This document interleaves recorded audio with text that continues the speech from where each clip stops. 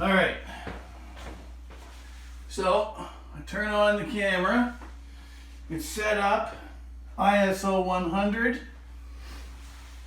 It's on aperture priority with f22 as the aperture I've selected to give it maximum depth of field. So focus on, if I'm angling the kit this way, I want to focus on the turret because I want the front and the back in focus. If it's sideways, like this, I'm still going to focus on the center part so that the front and the back are in focus. So let's go back to here, this picture. I'm going to frame it, a spot meter, right about there. So I'm going to put the red dot.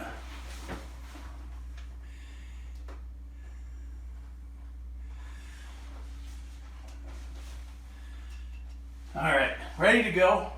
I put it back on the manual focus once I've set the focus range on it, because I don't want it going in and out of focus when the light goes off and on. So I use automatic focus to focus it and then put it back to manual focus after I've done that.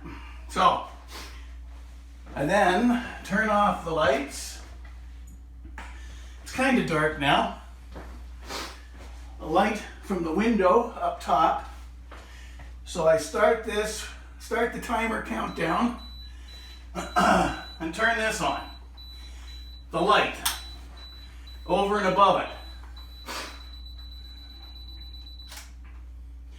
So I move it around to reduce the shadows on the kit or to deliberately create shadows.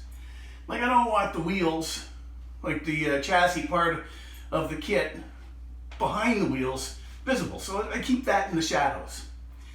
As you can tell, it's still exposing as I move the light hither, thither, and yon, kind of like in circles, waiting for the exposure to finish, and it just finished.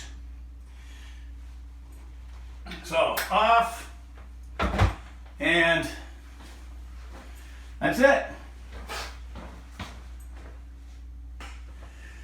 Now the software part of the show comes into play.